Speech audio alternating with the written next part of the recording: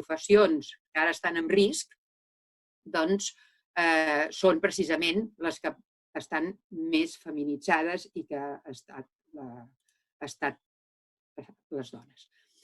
A la sanitat, a la llar, amb el treball social, a la neteja, als grups de voluntàries. O sigui, en tots aquests àmbits cal prendre mesures urgents perquè es tingui en compte que hi ha aquest impacte de gènere en aquesta pandèmia. Sobretot, cal segregar per sexes totes les dades perquè es pugui actuar en conseqüència, perquè no és el mateix, com sempre, no és el mateix si has de donar suport a les polítiques públiques amb dones que estan patint una sèrie de coses o amb homes. O sigui que hi ha una diversitat en aquest sentit de gènere. Llavors, quins impactes hem tingut? Hi ha un impacte directe amb un increment de la violència masclista vers les dones i també de les seves criatures, amb els abusos als menors a casa i a les xarxes. Tenim dades que ha augmentat un 88% les trucades del telèfon de 24 hores, que ha estat reforçat per altres telèfons i per WhatsApp, per part de l'Institut Català de les Dones. També les companyes ens donaven dades d'ELIA o dels CIES, dels Centres d'Intervenció Especialitzada de tot Catalunya, o de Can Aurèlia, que vam estar parlant amb elles, i estem entomant molts més casos i els serveis, com a mínim els d'aquí a Barcelona, que ja estaven col·lapsats abans del Covid, ara estan molt saturats i les entitats estem rebent molts més casos d'abans de la pandèmia. És a dir, per exemple, a ELIA hi ha hagut més casos, o sigui, d'aquests 3 als 4 primers mesos de l'any que en tot l'any passat. Estem fent tot el que podem i tot això s'ha agreujat també per haver de fer l'atenció des del confinament, o sigui, tant el confinament de les dones com de les professionals que els donem suport i, per tant, en unes condicions molt més dificultoses. Les dones que s'han hagut de confinar amb el seu agressor estan patint especialment la por, el risc, l'angoixa i les agressions sense gaires possibilitats de poder sortir d'aquest cercle de violència. En temps normals tenen algunes oportunitats. Ara això es confirma aquesta dificultat que tenen perquè hi ha hagut una baixada, per exemple, anúncies en aquests primers mesos de confinament i això verifica la dificultat que tenen, no perquè hi hagi menys casos, sinó perquè amb el telèfon i en altres llocs s'ha incrementat això, però les denúncies s'han fet més difícils. Les que ja patien agressions o les que han començat a patir no han tingut tantes oportunitats de trucar a un servei o d'acostar-se a les entitats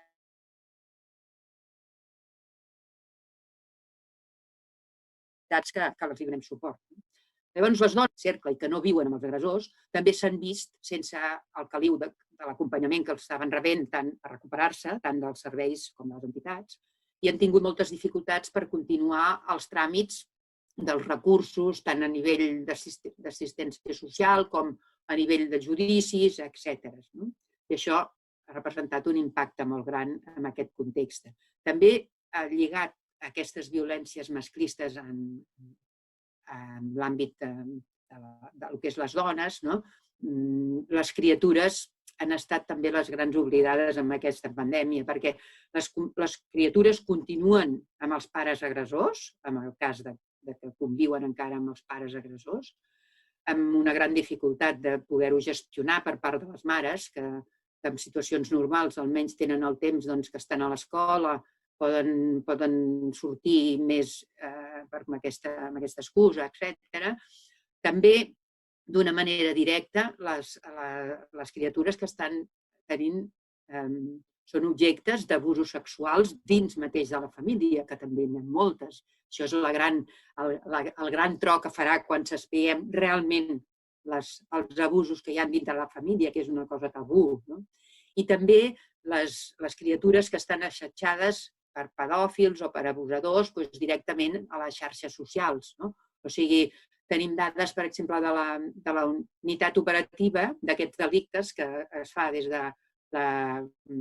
del la unitat de la Guàrdia Civil de tot l'Estat, que han incrementat aquests mesos un 24% a les plataformes de persona a persona, diríem, i després un 42,8% en un sector de webs que són més difícils de rastrejar i que encara tenen més accés amb els nens i nenes, amb les persones menors d'edat.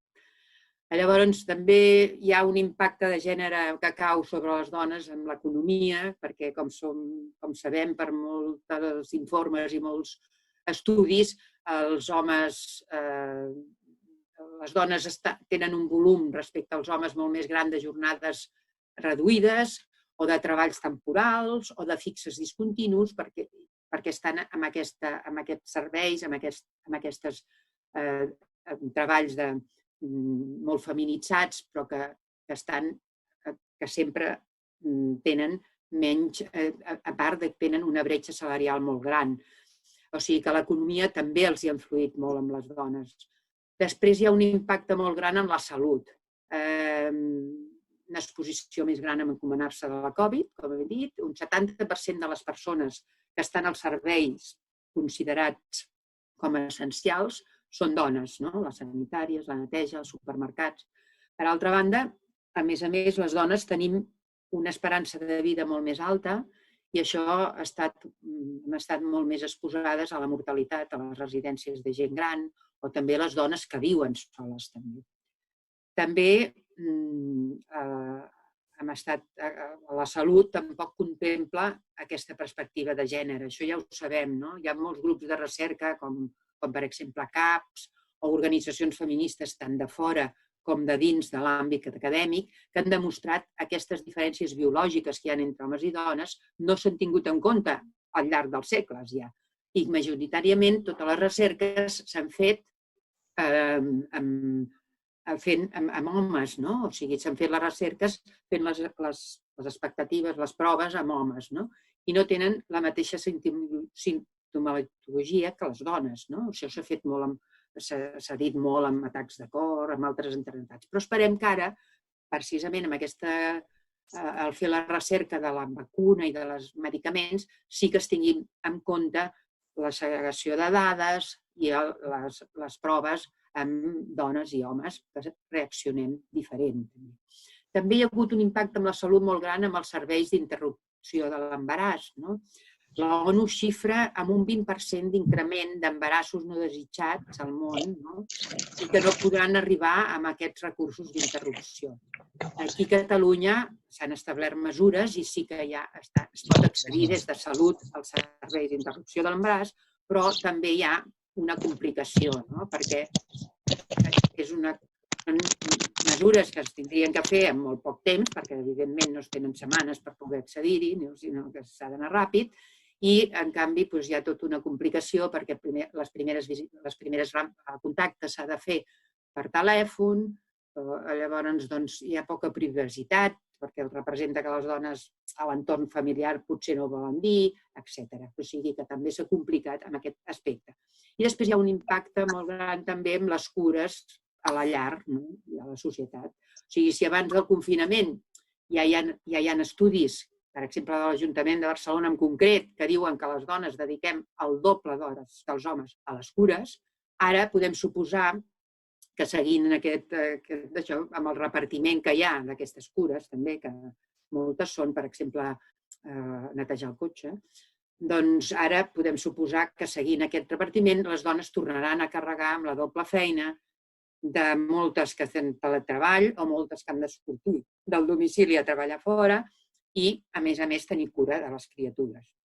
També això s'agreuja i s'agreujarà més pel tancament de les escoles, perquè el de la conciliació familiar encara sabeu que no està molt implantat, com perquè no hi hagi aquest increment de feina per les dones. En resum, jo diria que l'impacte de gènere ha tingut i tindrà unes conseqüències econòmiques i socials molt grans, i que si no hi posem un remei, sobretot si no hi posen un remei per part també de les administracions públiques, doncs s'incrementaran aquestes desigualtats que ja denunciàvem entre dones i homes en tots els àmbits de la vida, però en particular també amb les dones que estan patint algun tipus de violència masclista. Fins aquí això de l'impacte, que com veiem és gran dintre del que és les dones.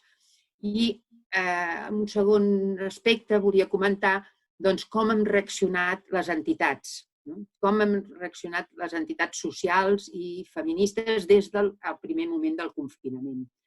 I hem reaccionat, com ara deia, amb la plataforma, que continuem fent xerrades, continuem estant al peu del canó, hem buscat i hem trobat la manera de continuar donant suport a totes les dones, de cada dona en particular, de continuar donant suport a les escoles en l'àmbit que ens permet la situació, o entitats que demanen formació, o, per exemple, gent que s'acosta ara en projectes en curs, voluntariat, també, si cap, amb més intensitat perquè poder alleugir totes les dificultats que s'han agreujat amb aquest aïllament que ens trobem. Però nosaltres hem posat també tots els recursos humans i materials i de seguida hem posat atenció telefònica, atenció online, sessions com aquesta que estem fent, etc. Llavors, també hem fet una cosa molt important que ha sigut fer d'interlocució amb les administracions públiques, de com transmetre aquesta realitat que ara estem exposant, com transmetre-la a les administracions, dir com estan vivint les dones i exigint els recursos que convenen i que són adients en aquesta situació. En aquest sentit, nosaltres fem teletreball a tope, és bastant esgotador, com podeu veure, perquè això de les pantalles no ho portem molt bé, ens falta el caliu de poder veure'ns i tal, però la il·lusió per la feina ben feta i la convicció de que s'ha de fer també té les seves gratificacions. Però què ens trobem davant de tot això? Ens trobem unes barreres administratives molt grans que ja hi havia, però que ara persisteixen. Una falta de recursos que arriben a posar en entredit l'esforç i la bona voluntat de les entitats que estem treballant. I també, fins i tot, de les persones i institucions més properes, que creden la regidoria de la dona, les diverses tècniques que estan tractant amb nosaltres. Ens veiem frenades per mil i una disposició, normatives administratives, lleis i mesures polítiques. Sofrim totes aquestes decisions governamentals que, per un cantó, defensen actuar davant l'emergència. Tenim això, que posen més telèfons o que han fet fins i tot decrets per a les dones que estan en més casos de vulnerabilitats, que s'ha fet coses. Ara mateix s'està tornant a parlar del Pacto de Estado, s'ha fet la comissió del Pacto de Estado, on precisament és una cosa que hem estat reclamant durant molt de temps. Estan ja comptabilitzant ara les dones que no són assassinades per la violència a la parella o exparella, sinó que són de múltiples causes de violència masclista. És a dir, han fet coses, han reaccionat també, però sofrim encara aquesta poca sensibilitat, aquesta poca deferència cap al que estem dient. Davant d'aquesta emergència i en funció dels recursos i serveis generals, en molts dels fets encara s'adapten massa als grans interessos privats, els hotels, per exemple, els grans interessos privats i parcials de les grans empreses o de les farmacèutiques, o que miren més el seu benefici que el que és el benefici per a les persones i, en aquest cas, per a les dones que pateixen violència. I això no és només fruit del coronavirus, sinó que és molt més profund i arrelat perquè són l'ordre de valors que hi ha en aquesta societat. Aquesta falta de resposta de l'habitatge, l'atenció a les cures, amb la visió de gènere, a poder reparar tots els recursos a tot el mal causat, no només les emocions, sinó tot el que representa a nivell econòmic, d'això, d'habitatge, de prestacions, etc. En canvi, les entitats sí que ens hem organitzat en xarxes i hem començat a donar respostes i a exigir de les administracions aquests recursos.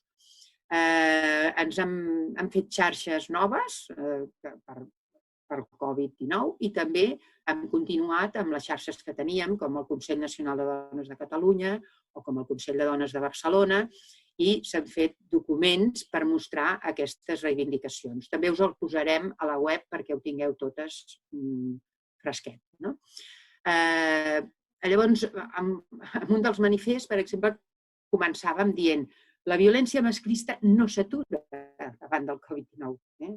O sigui, no podem dir, mira, això ho posem en un calaix. No. I nosaltres, com a entitats socials i feministes, en el nostre dia a dia, sabem el que és molt bé aquesta crisi.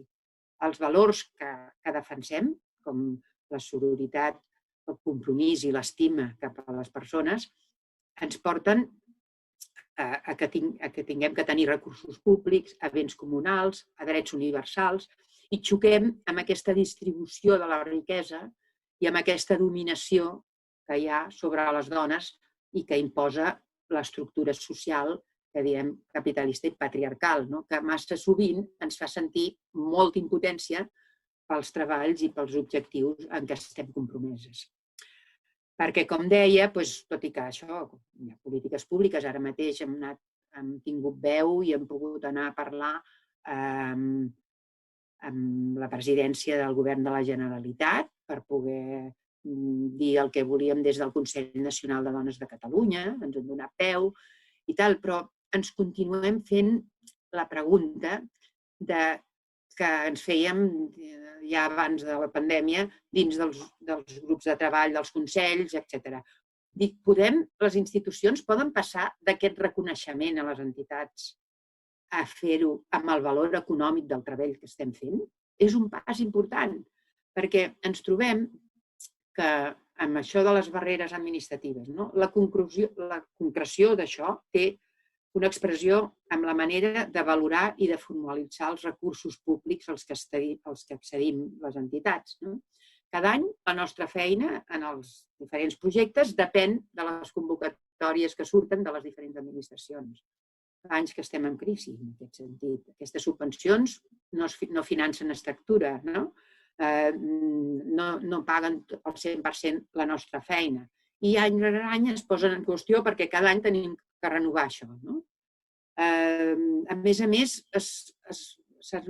s'esmercen uns grans recursos administratius, molta fullaraca, molta burocràcia, no només les entitats, sinó que tenen que tenir un exèrcit de funcionàries que també fan, també és un gasto d'aquests recursos. Nosaltres pensem, en tots aquests dies que hem estat reflexionant, que seria molt més fàcil que aquestes coses, evidentment, ha d'haver-hi una presentació de projectes i ha d'haver-hi unes justificacions, però es podrien evitar molts dels passos que fem i que cobréssim a principis d'any, no tinguéssim aquests problemes de finançament que moltes entitats han de demanar, fins i tot per esperar el cobrar les subvencions, han de demanar finançació als bancs, uns interessos que després no poden recuperar, etc. I totes aquestes mancances amb la pandèmia s'han posat encara més en primera línia. Hi ha entitats petites que viuen al dia i que estem submergides en aquesta precarietat estructural i que, si no hi ha una reacció urgent de les polítiques públiques, no es podrà resistir a aquest finançament. Llavors, ens fem aquesta pregunta, com es pot entendre que les diferents entitats que portem anys i panys treballant en aquests diferents àmbits de la violència haguem d'estar continuant cada any formulant projectes, propostes i no saber si ens els donaran o no. Llavors, això, en aquests moments moltes entitats han tingut que fer ERTOs, altres no saben si podran arribar més enllà del juny-juliol i s'ha d'assumir que partim d'aquest dèficit estructural i, per tant, demanem a les entitats, a les institucions, sobretot a les de més amunt, que es posi focus en aquest cas, perquè si no hi haurà un dèficit d'atenció. També no només amb les entitats que fan atenció, perquè si no ens deixaríem fora una part molt important dels mecanismes que han vingut dient que sostenen la violència masclista. O sigui, ja fa anys que vam entendre que la violència masclista és una cosa estructural i que significa anar més enllà de l'atenció. O sigui, que ha d'haver-hi una prevenció i una formació i que són eines imprescindibles per continuar avançant i que no hi hagi tanta violència masclista i per continuar canviant i transformant la societat. I, per tant, no caure un altre cop en estereotips i en polítiques públiques que siguin les mateixes de sempre. Per tant, nosaltres posàvem punts molt així per resumir, que no s'aturin les subvencions ni els contractes, que s'accelerin els pagaments, que s'adaptin les convocatòries al context de la situació, que es flexibilitzin aquestes barreres administratives. Algunes administracions ho han començat a fer. Per exemple, a Barcelona no estaran fent les justificacions abans de pagar les d'aquest any. Això serà una ajuda. Que hi hagi ajuts nous directes per sostenir les entitats i que, sobretot, també es respecti els fons del Pacto de Estado que, per desgràcia, encara no estan posats al dia. Aleshores, volia tocar ja ràpidament un tercer punt, no sé com vaig de temps. 5 minuts, Montserrat. Ai, mare meva. Tenim una oportunitat de canviar tot això si pensem que des del mateix dia del confinament s'ha posat sobre la taula l'evidència d'aquesta debilitat del sistema, d'aquesta crisi sanitària es converteix en una crisi sistèmica, una crisi estructural, i on la disjuntiva és on posem els recursos que arriben de la Unió Europea o de l'Estat o de la Generalitat, on els posem i al servei de qui els posem.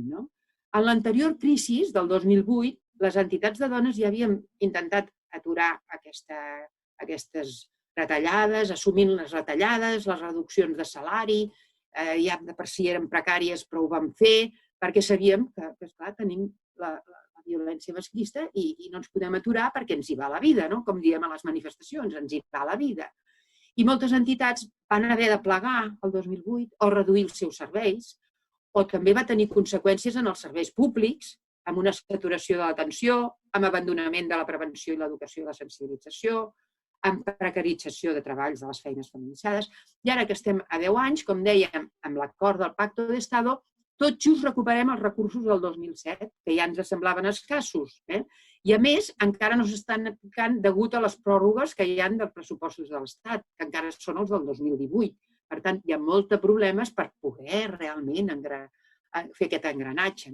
També aquesta pandèmia ens ha arribat en un moment en què ja ens deien que la del 2018 no solament no s'aturava, sinó que pujava, amb més retallades i més austeritat per part del Banc Europeu, etc. També amb una sanitat que, com hem vist, estava desballestada. O sigui que fins i tot ara amb tots els esforços no arribàvem ni als llits del 2008. I ara estan dient que, a més, els contractes que s'han fet aquests mesos ara els tiraran enrere, no sé, esperant un altre pic, potser. També amb uns serveis socials insuficients i poc accessibles per tot el món mundial, o sigui, per totes les dones, no són universals per tothom, etc.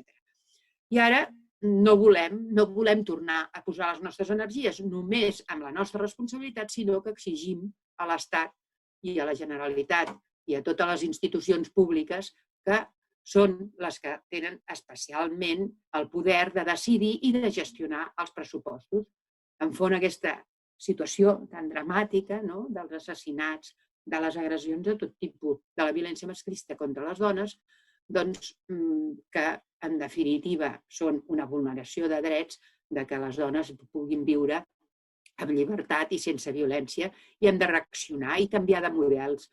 Només aquest apunt que hem de canviar de models. Els serveis essencials per a la sostenibilitat de la vida han de ser serveis públics i han d'estar al centre. La salut no pot continuar en mans dels que només miren els beneficis, sense poder treure i sense importar les persones. I ja veus que també, per exemple, ara clamen que la vacuna estigui en mans de la comunitat, no torni a mans del negoci farmacèutic, als hospitals, a l'habitatge, etc. el sector i els recursos públics tenen que tenir prevalència del respecte als privats. Els drets universals tenen que ser efectius. Es parla molt de tornar a la normalitat, però nosaltres no volem aquesta normalitat. Volem que sigui una nova manera d'encarar totes aquestes problemàtiques que tenim. Volem que aquesta normalitat que ens ha trobat amb el peu torçat amb el coronavirus no hi volem tornar. I no volem posar en valor que aquests anys de retallades i austeritat una part de la societat sí que ha reaccionat i que s'ha fet forta, com els moviments socials. Si més no, el de les dones, a tot el món. Hem començat a rebel·lar-nos i alçar la veu amb aquesta lluita pels drets de les dones. I doncs acabo que només serà a partir de que en les nostres mans juntes podem caminar cap a aquesta construcció d'un món que posi en valor la cura de les persones, el transformi i acabi amb aquest patriarcat que fa 4 milions i mig d'anys que ens està oprimint. Moltes gràcies. Moltes gràcies, Montserrat, per la teva intervenció i per fer-nos reflexionar. Estàvem totes, no ens veiem, però anem fent així. Jo estava fent així tota l'estona per fer visible aquesta realitat que patim les entitats i, en conseqüència, les dones que estan patint violència. Moltes gràcies. Només dir-te per després, si vols, que hi ha una intervenció de l'USOC, de les companyes de l'USOC, que ens diuen que elles estan defensant també actuacions per les desigualtats, que estan fent escrits i publicant notes de premsa per denunciar les violències de gènere i les desigualtats en dones i en dones migrades. Per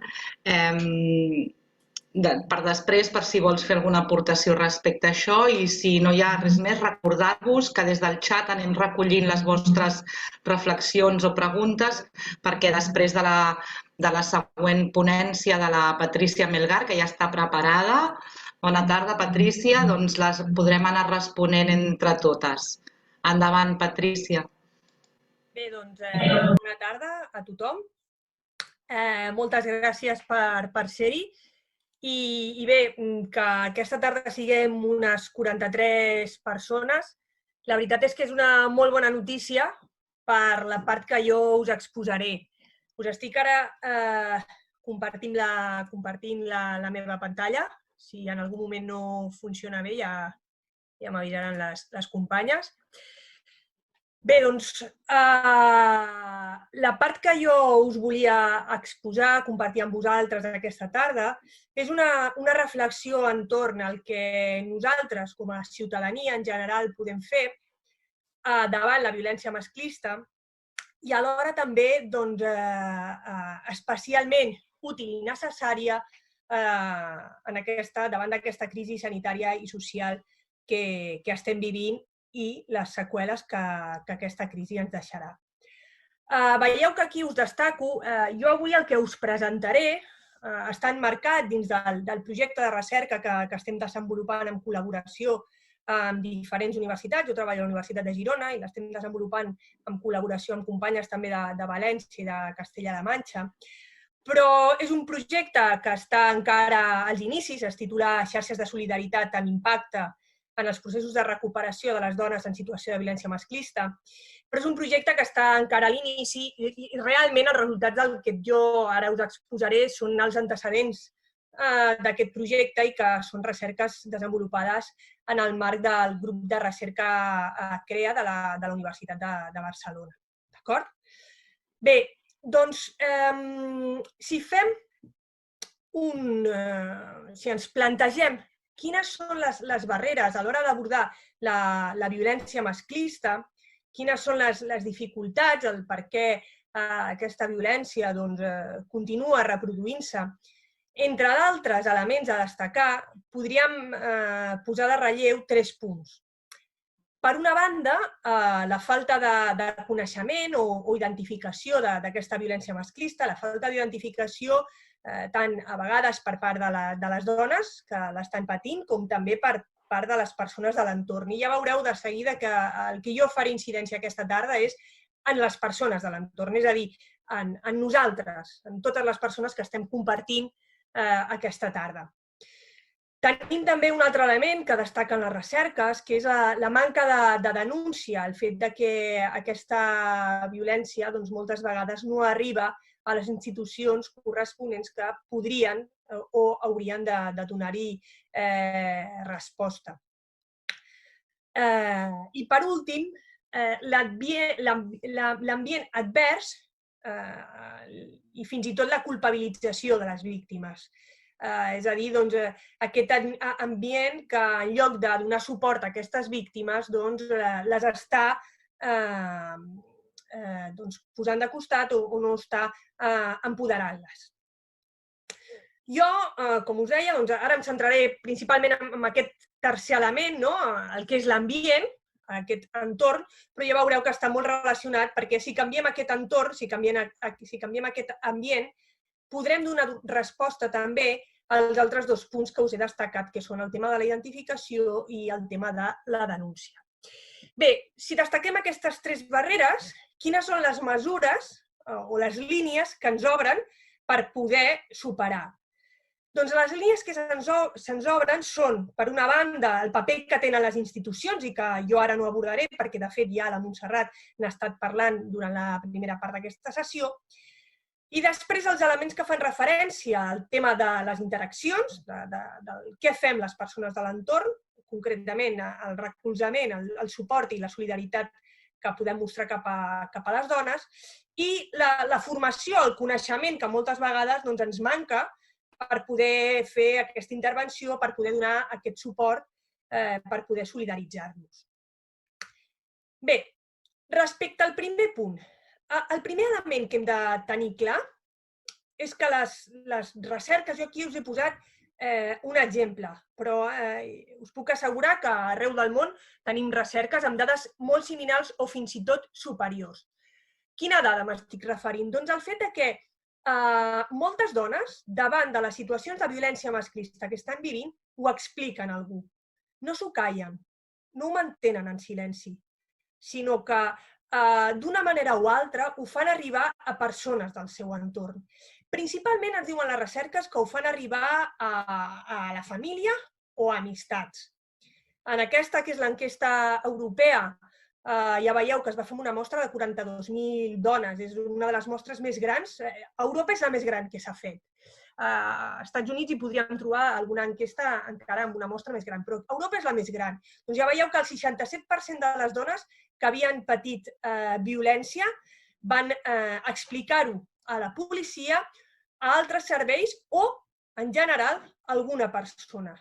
D'altres recerques ens parlaran de, com us deia, xifres més altes, d'un 70-80% de dones que ho expliquen a alguna persona del seu entorn. Per tant, i si agafem la informació de que principalment ho expliquen a amistats i a familiars, les interaccions, les converses, les respostes que donem a aquestes famílies, a aquestes amistats, doncs poden ser un factor clau. De totes maneres, a mi m'agradaria que no ens quedéssim només amb aquest element de familiars i amistats. Jo vull apel·lar avui al conjunt de tots i totes nosaltres. Potser no serem tiet, no serem cosí o no serem àvia d'aquesta dona, però potser som veïna, potser som companya de feina o potser compartim l'associació de pares i mares i de famílies del centre educatiu. Per tant, si aquestes interaccions amb les famílies, amistats i la comunitat en general són un factor clau, ens hem de preguntar com reaccionem, què fem. Jo, per fer aquesta pregunta, volia agafar l'exemple d'una campanya que va desenvolupar Amnistia Internacional i que m'agrada per la reflexió de rerefons que té. Ens parla que les dones que pateixen violència tenen obstacles per poder superar aquesta violència. I justament posa l'èmfasi a Amnistia Internacional en voler dir prou a tots aquests obstacles. De quins obstacles ens parlen? Doncs ens parlen d'obstacles a institucions com són els jutjats, a la policia, als hospitals, Fixeu-vos la cita que us recollia de la policia, no? Diu, cuando en la comisaría me preguntaron qué ropa llevabas puesta, sentí que era yo la delincuente. Doncs si al camí les dones troben moltes pedres, nosaltres, com a persones de l'entorn, com a comunitat, què volem ser? Volem ser una pedra més? O realment volem constituir-nos com una alternativa que ajudi a superar totes aquestes pedres? Volem formar part d'aquestes xarxes de suport que poden ajudar a superar la violència, a recuperar-se de la violència viscuda en el marc de les relacions afectivo-sexuals.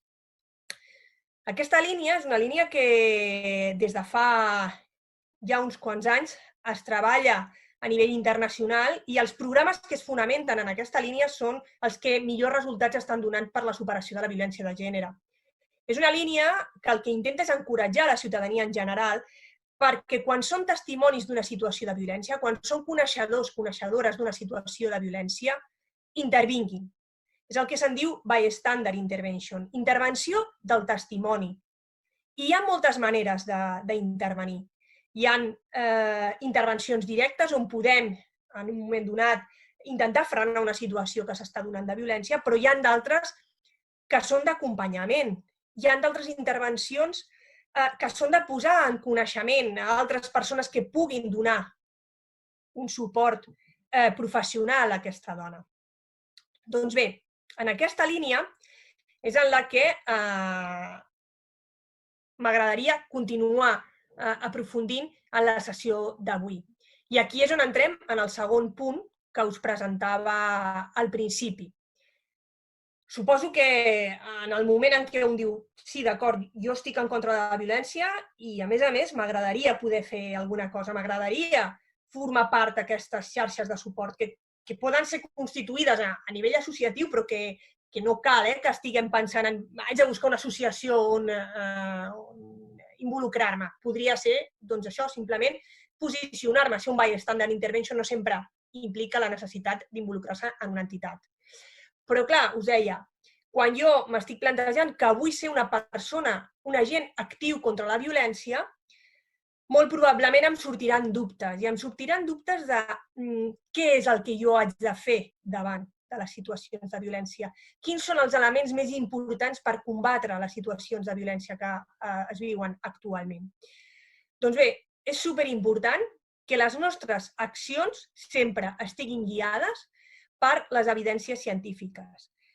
En l'àmbit de la violència masclista, si realment volem superar-la, si realment volem erradicar-la, si realment volem fer realitat un món lliure de violència, necessitem que qualsevol acció no sigui fruit del jo penso, jo crec, a mi em sembla, no, jo em conec per 2 o 3 casos i llavors aplico en base a assaig-error. No, hem de ser molt rigorosos. Estan en joc doncs la salut i la vida de moltes dones com per no tenir aquesta rigorositat a darrere. Llavors, quines són aquestes orientacions? Algunes de les que jo us puc oferir avui, resultat de diferents recerques, que com veieu, en cada diapositiva us vaig citant autors o autores on surten aquestes propostes. Doncs, en primer lloc, la importància que els programes formatius, les conferències, les xerrades que fem, posin èmfasi en què les dones no són culpables de l'assetjament, de la violència que pateixen. No podem tornar-les a revictimitzar, no podem tornar a posar sobre elles la culpabilitat que molt probablement durant molt de temps ja han estat escoltant de la veu del seu maltractador. En segon lloc, i aquest punt ens enllaçarà amb temes que parlarem després, reconèixer que hi ha homes i dones que en lloc de donar suport a la dona, estan donant suport a l'assetjador. Aquestes dones i aquests homes que estan donant suport a l'assetjador, doncs, lògicament, són una pedra molt i molt grossa a superar. En tercer lloc, la importància de visibilitzar allò que podríem dir trajectòries d'èxit, dones que han sobreviscut a la violència, visibilitzar aquestes sortides exitoses de la violència. I per últim, diríem, entre d'altres que podríem comentar aquesta tarda, proporcionar informació sobre els recursos disponibles, les respostes adequades quan algú ens està explicant una situació de violència. Són molts els recursos que tenim, potser quantificar-ho és difícil, però tenim recursos disponibles que poden ajudar les dones, però a vegades, com a ciutadania en general, no els coneixem i és important que ens arribi aquesta informació per poder orientar a les persones del nostre entorn de quins professionals tenen a la seva disposició. Respecte a aquest element de les respostes adequades, per compartir qüestions més pràctiques amb vosaltres, us mostro aquí l'exemple de les sessions formatives que la Universitat de Wisconsin, als Estats Units, fan sobre l'assetjament sexual, per prevenir l'assetjament sexual a la universitat. Diuen, tu com a company, companya, quines respostes serien les adequades, què pots fer? Doncs bé, en primer lloc, escoltar, no qüestionar, no posar en dubte la veracitat del que t'estan plantejant. Per exemple, algunes respostes assertives en aquest sentit serien siento mucho que te sucediese esto, gracias por explicármelo. Després, donar aquesta confiança de que la creus i que li donaràs suport. Pensa que quan t'estan explicant aquesta situació vol dir que han decidit confiar en tu, que han dipositat les seves esperances de canviar la seva situació en tu. Per tant, és important que mostrem que tindran per part nostra aquest suport. Tercer lloc, aquesta importància de dirigir-les als recursos existents. Doncs la idea no és que quan volem potenciar aquestes xarxes de suport substituint la tasca dels professionals, ni molt menys. No ens hauríem, en cap cas seria positiu que ens excedim de les nostres funcions o que intentéssim desenvolupar el paper que té un psicòleg o el paper que ha de tenir un advocat o el paper que ha de fer la policia. En cap cas s'està proposant això, sinó sí que tenir coneixement dels recursos i, si és possible, acompanyar, dirigir-les a aquests recursos. Per altra banda, el fet de recolzar la seva decisió, a vegades sabem que aquesta decisió serà no finalitzar la relació, però bé, també ens diuen les recerques que moltes vegades la finalització d'una situació de violència, d'una relació de violència, passa per diferents moments, per diferents intents. Per tant, hem d'intentar acompanyar en aquest procés sense forçar coses que no formin part de les decisions de la pròpia dona. En altre cas, estaríem tornant a revictimitzar-les i silenciant la veu que ja probablement durant molt de temps ha estat silenciada per part del seu maltractador. Fer seguiment després que ens hagin explicat aquesta situació, frases que ens proposen, he estat pensant en la conversa de l'altre dia, com estàs? I per últim, i aquest és el darrer dels punts que abordaré amb major profunditat en aquesta sessió, és també buscar informació i suport per tu mateix com a persona que ajuda. Aquest és un element que durant aquesta crisi, com ja prèviament, s'ha posat de relleu en el moment en què s'han activat aquestes xarxes de solidaritat. Per què s'ha posat de relleu? Doncs perquè aquelles persones que han decidit donar el pas públic, que han començat a visibilitzar-se com a persones que donen suport a qui està patint violència, doncs s'ha identificat que comencen a viure el que se'n diu assetjament sexual de segon ordre. A què ens estem referint amb aquest concepte? A què fa referència la investigació quan parla d'assetjament sexual de segon ordre? Doncs fa referència a aquella violència física o psicològica que s'exerceix contra aquelles persones que donen suport a qui està patint la violència, qui ha estat víctima d'aquesta primera violència o violència de primer ordre. S'exerceix aquesta violència contra qui recolza per intentar continuar mantenint l'aïllament de les víctimes. És una violència que es pateix, és un assetjament que es pateix, en tant en quant tu ets persona que es posiciona en contra de la violència i dona suport a les víctimes. El missatge subliminal, o a vegades no subliminal, directe i clar i transparent, és deixa de donar suport a les víctimes i deixaràs de tenir problemes. De tal manera, com deia, així continuem reproduint i aconseguint que les dones que pateixen violència continuïn estant aïllades i soles. Per tant, si no combatem també, si no ens plantegem que hem de donar suport a aquells qui donen suport a les víctimes, doncs no podrem erradicar aquesta violència, no podem combatre el problema en tota la seva magnitud i ajudar a les dones sense ajudar també a les persones que la recolzen i lluiten amb ella. Aquest assetjament de segon ordre passa en contextos molt diversos, passa a la comunitat en general, a la universitat, a l'esfera política, a l'esfera judicial, als mitjans de comunicació. I perquè us feu a la idea i tinguéssiu algun exemple, per si alguns i algunes de vosaltres és un concepte que us arriba de nou i que no n'havíeu sentit parlar, per traslladar-ho una miqueta més a la pràctica, aquí tenim un exemple clar.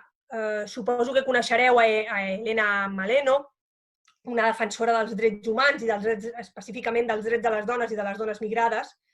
Doncs és una activista i la seva defensa de les dones, la seva denúncia de la violència que pateixen les dones, doncs li ha comportat patir aquest assetjament de segon ordre. Fixeu-vos que en el titular d'aquesta notícia acull que deien los que nos insultaban, bueno, en citas d'ella, diu, los que nos insultaban se sentían apoyados, se envalentonaron y hacían las amenazas en nombre de las autoridades. Es una estrategia conocida. Criminalizar a los defensores, señalarnos y ponernos en el punto de mira de los grupos violentos. Clar, per això dèiem, no? Aquest punt de no es pot combatre el problema si no recolzem també a qui recolza. Per què? Perquè si no estem erradicant també aquest altre tipus d'assetjament, aquests, ja ho diu ella, los que nos insultaban se sentían apoyados, se envalentonaron. Es senten recolzats perquè ningú fa res per defensar a qui defensa. Un altre exemple clar en el context universitari. Doncs aquesta professora explica, diu, tot va passar degut al meu recolzament a la queixa de les estudiants. Hi havia unes estudiants que denunciaven un cas d'assetjament sexual a les aules. Va finalitzar amb la meva renúncia, la seva renúncia de la posició que ocupava a la universitat. Diu, un cop vaig ser conscient que ningú, absolutament ningú, em donava suport. Els resultats van ser aïllament total i soledat. No col·laborar, com em van dir, té conseqüències. I ens acaba dient, ja han passat 2 anys i mig i m'he acostumat a aquesta soledat.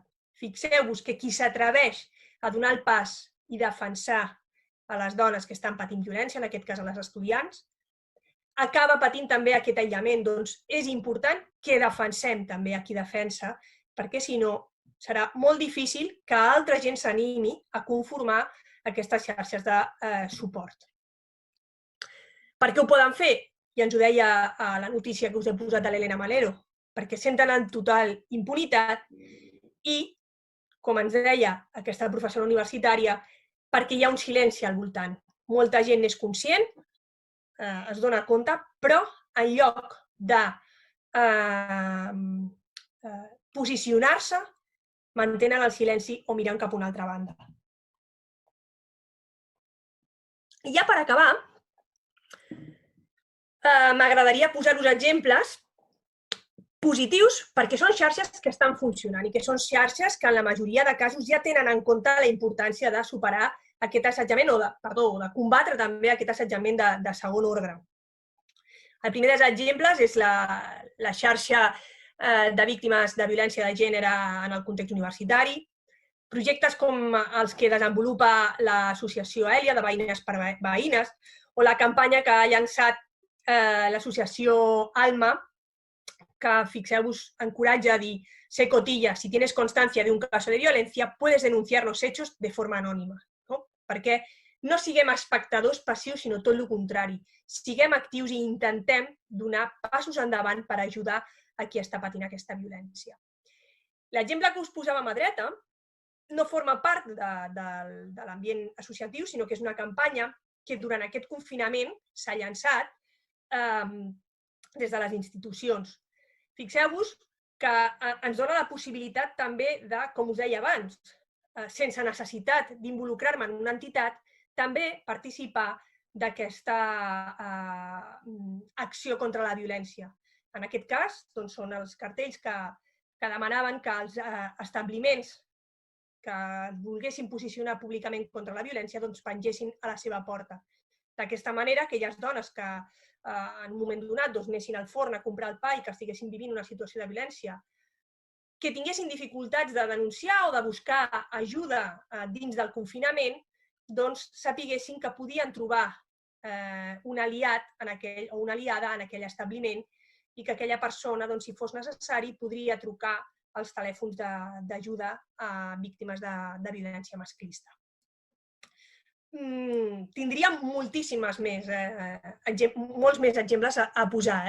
Aquí he fet un recull de 3 o 4 per mostrar que ja s'està fent i que, a més s'està fent amb resultats, em consta, molt positius.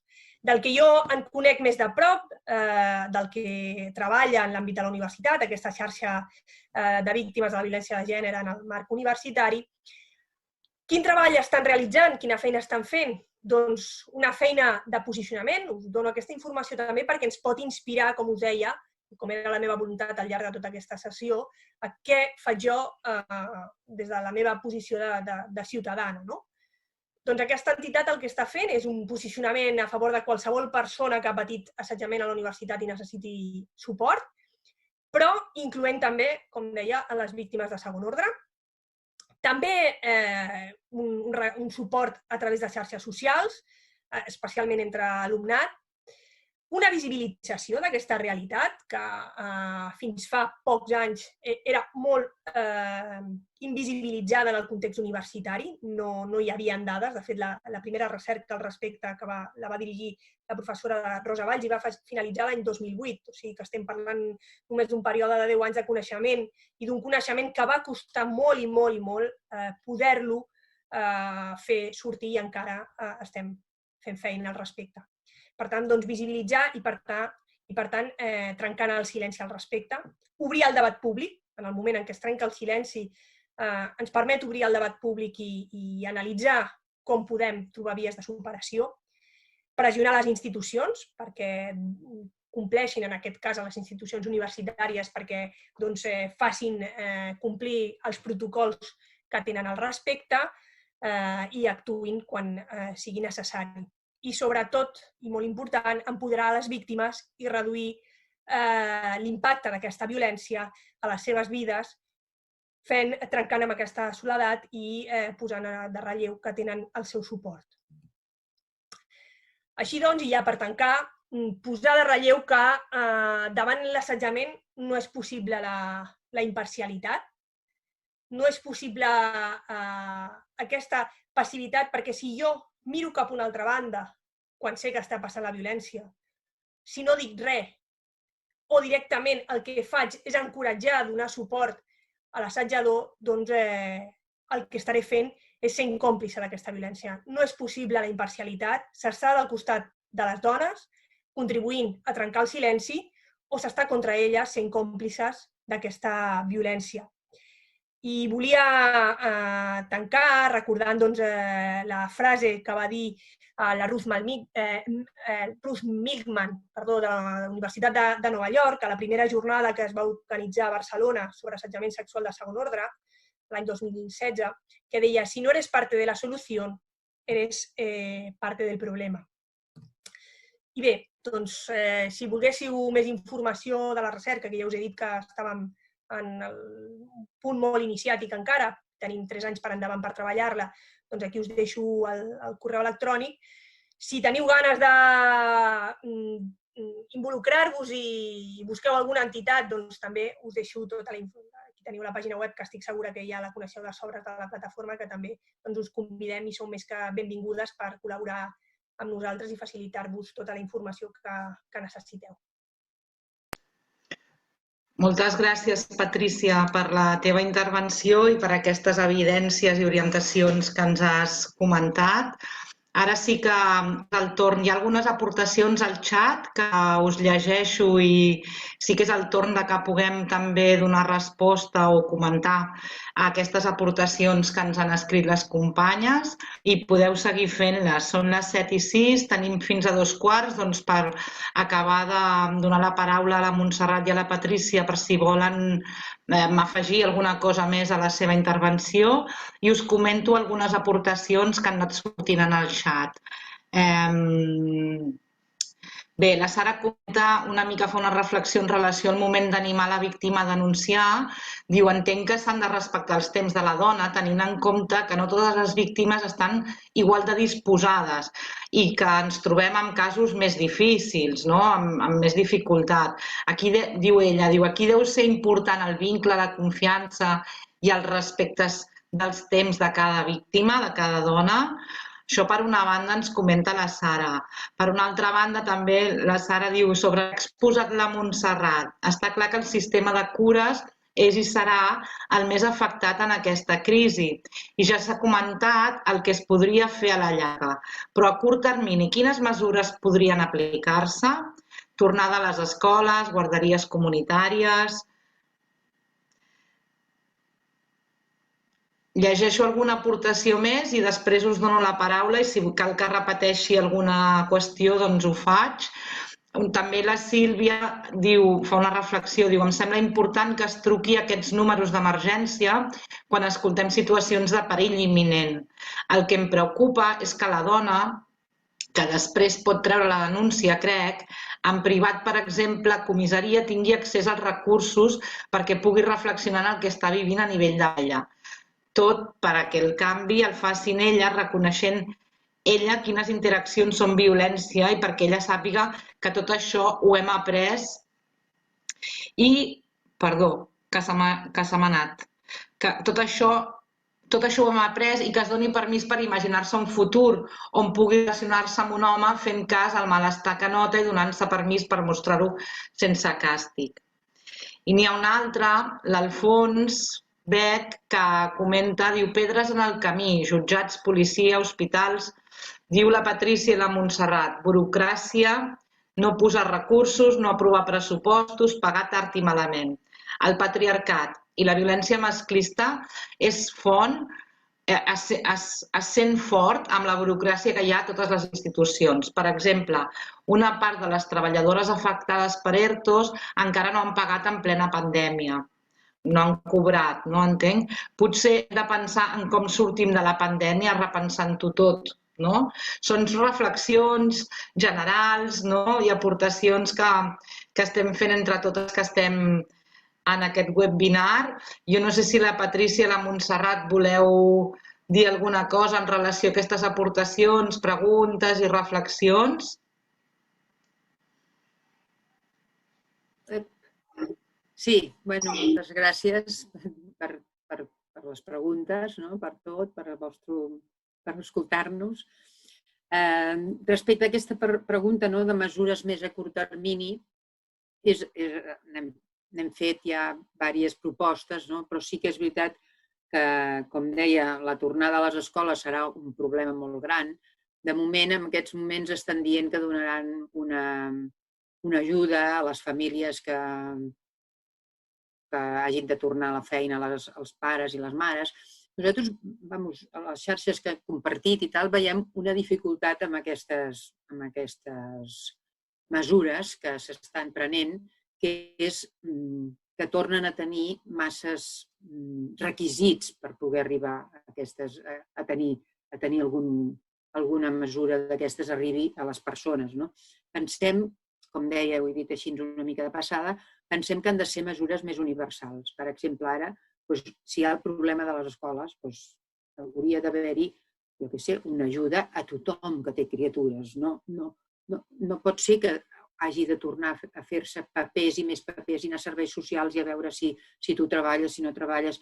És a dir, de moment s'hauria de donar el recurs i després, quan la persona justifiqui, vull dir, després que la persona hagi de justificar, en tot cas, per què l'ha fet servir aquest recurs, no? I mira, li poden descomptar de la renda o el que sigui. És a dir, les mesures que s'han de prendre en aquests moments a curt termini, en aquests moments on la pandèmia està aquí i surten tots aquests problemes, doncs és evident que han de ser mesures universals i que no representin tantes també qüestions burocràtiques, oi? Per exemple, sí, guarderies comunitàries, o sigui, o posar mesures, o sigui, la tornada a les escoles, avui ha sortit, no?, el conseller d'Educació d'aquí de la Generalitat a dir les mesures que hi haurà a les escoles.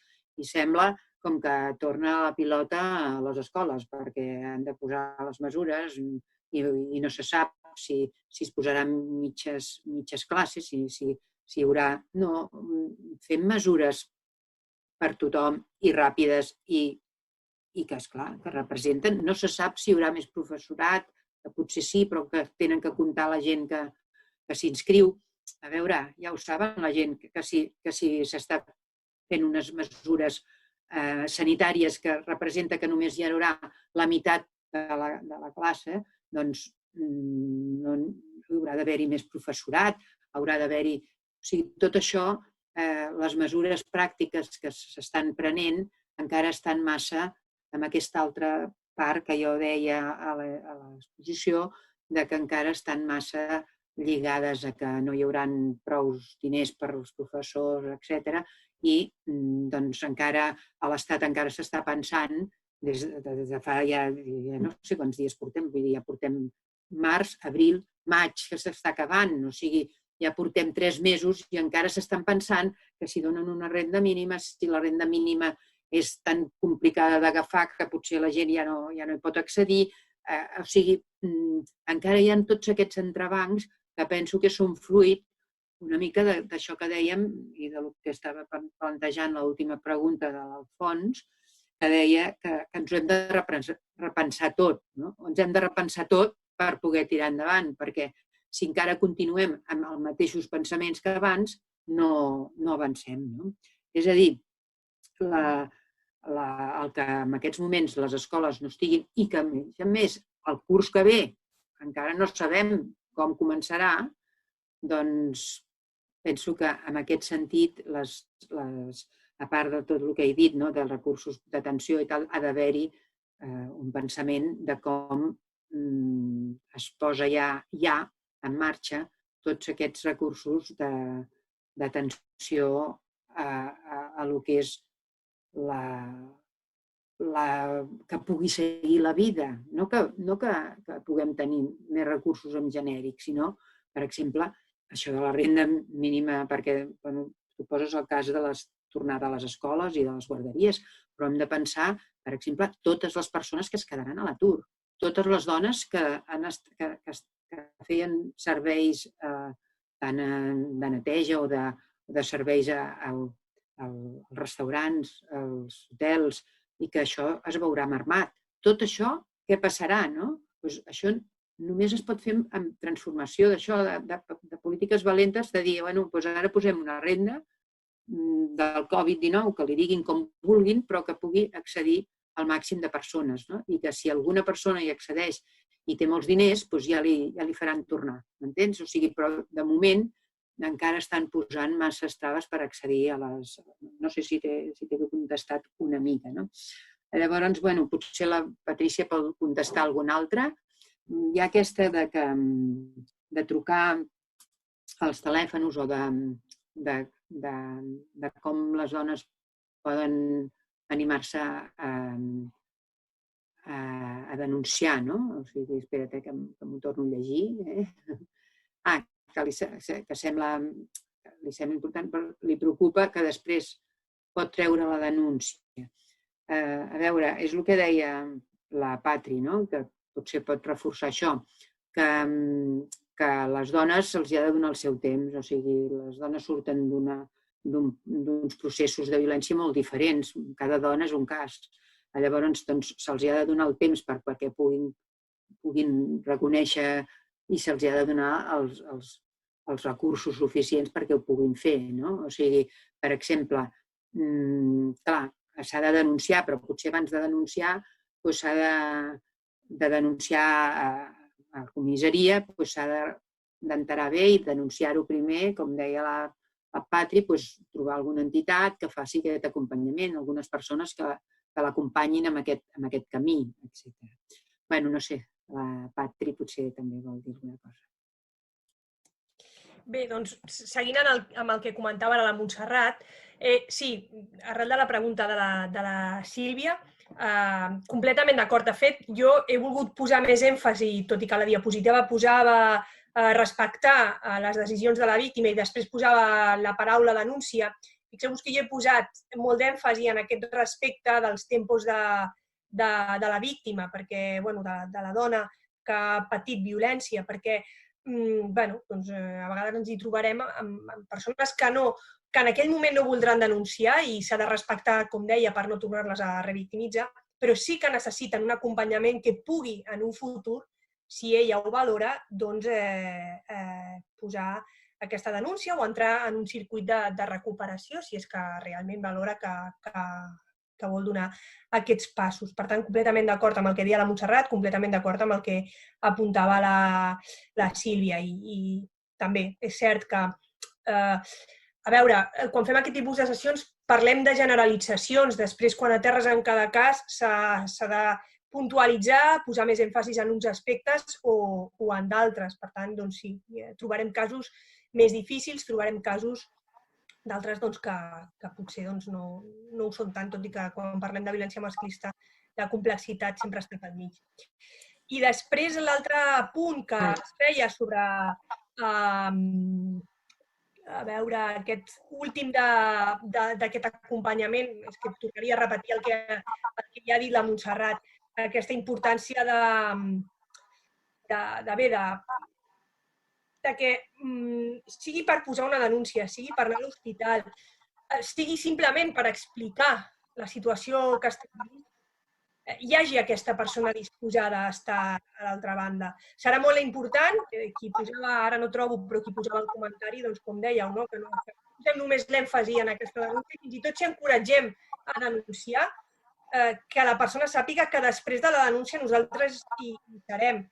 El que no podem és encoratjar algú a que denunciï o que comenci a donar passos, nosaltres desapareixem el procés, deixem-la completament sola. És un procés complex, és un procés dur i l'acompanyament serà bàsic. Per això que destaquem d'aquesta necessitat de que constituïm aquestes xarxes de solidaritat informals. M'agradaria fer un darrer apunt i també per algunes de les preguntes que veia per aquí, que ens ha llegit la Remei. Quan he destacat allò de les pedres, agafava la campanya d'Amnistia Internacional, m'agradaria que no perdéssim de vista també que hi ha professionals molt i molt bons. Que hi ha persones dels cossos de seguretat, de Mossos, treballant molt bé el tema de la violència, hi ha jutjats treballant molt bé el tema de la violència, hi ha advocades i advocats treballant molt bé el tema de la violència, professionals de la salut, de serveis socials. És a dir, que no m'agradaria que es quedés la sensació de que tot el que és institucional o tot el que és institucionalitzador és una pedra i només com l'alternativa a la comunitat. No, tot el contrari. El que diuen les recerques és que el que hem de fer és unificar aquests esforços i que a la comunitat puguem reforçar la feina i la molt bona feina que molts i moltes professionals ja estan fent. I ara deixo que llegim alguna pregunta més. Molt important això que dius, de la comunitat, de la implicació de tota la comunitat, i si us sembla us llegeixo un parell o tres més de reflexions i alguna pregunta més. Ja les hem llegit. I ens queden 10 minuts per acabar. Si vols, Remei, jo ja les he llegit, si vols ja tinc alguna cosa per contestar. D'acord. Vull dir que hi ha aquesta pregunta que fa l'Amàlia, que diu que si tenim dades sobre els casos de violència masclista en parelles joves. De fet, dades concretes no n'hi ha encara. És molt recent per donar dades i no les han donat a les institucions públiques, que potser són les que tenen més, però segur que n'hi ha. No sé si ha augmentat o ha disminuït durant l'estat d'alarma. Sé que nosaltres, per exemple, a Èlia, hem hem tingut casos de violència masclista en parelles joves durant la pandèmia, no? Però, esclar, és una xifra encara, o sigui, no és per poder donar dades, no?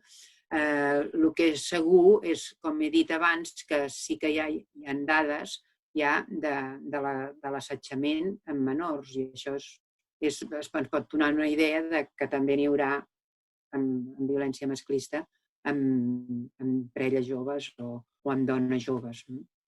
Després, amb el de les mesures, que diu les pràctiques FSS, doncs que les mesures d'horari és evident que al final han estat posats una mica al libre albedrío, no sé com dir-ho, perquè, esclar, no s'ha unificat, o sigui, no s'ha tingut en compte si la mare treballa, si els nanos no van a l'escola, que si són monoparentals, que això ho tenia apuntat i no ho he dit, però hi ha també l'impacte amb les mares que estan soles a casa amb les criatures, que primer no podien ni anar a comprar amb la criatura. Vull dir que això són aspectes que precisament per això diem que hi ha un impacte de gènere amb la Covid-19. És a dir, que no se tenen en compte totes aquestes situacions, no? I també no es té en compte els diferents tipus de famílies i de persones amb les classes socials que hi ha. O sigui, s'ha dit, per exemple, el dels nens, els nens i nenes que no poden tenir accés a tota la documentació que els envien a l'escola, no han pogut tenir accés a fer aquesta participació que han dit a les escoles per falta d'estris i d'eines per poder-hi participar. Amb això tampoc s'han posat mesures, com dèiem abans, vitals. O sigui, si no tenen wifi, que el wifi, sisplau, a tot Barcelona pot ser wifi lliure. O sigui, pot ser que puguem tenir a totes. Això tècnicament pot ser, però el que passa és que hi ha les grans empreses de telefònica i tal, de telefonia, de totes les empreses que s'han de cuidar. O sigui, és aquest sesgo que diem que aquí van els recursos i per qui van els recursos. I això no s'ha tingut en compte en gairebé res. O sigui, no s'ha tingut en compte amb els horaris, no s'ha tingut en compte ara amb com entrarem un altre cop a l'educació i també, esclar, és degut a aquesta falta de sensibilització i de sensibilitat i de que estan procurant, no sé, per exemple, el mateix fet que les ajudes es vehiculitzin a través dels bancs, això mateix és un problema molt gran, perquè, o sigui, tornem a lo mateix. Què passa? Donen els diners al banc i llavors el banc fa negoci amb totes les ajudes que s'està donant. Les ajudes han de ser directes.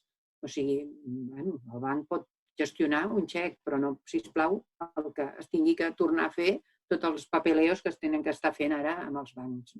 No sé si he contestat una mica el que dèieu.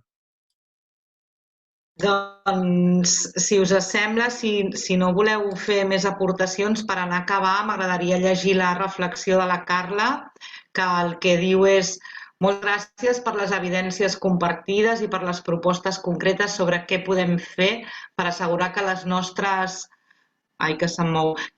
entitats i comunitats siguin espais lliures de violència. Hi ha altres aportacions. Els temps de les necessitats i els escassos recursos no estan gens calibrats.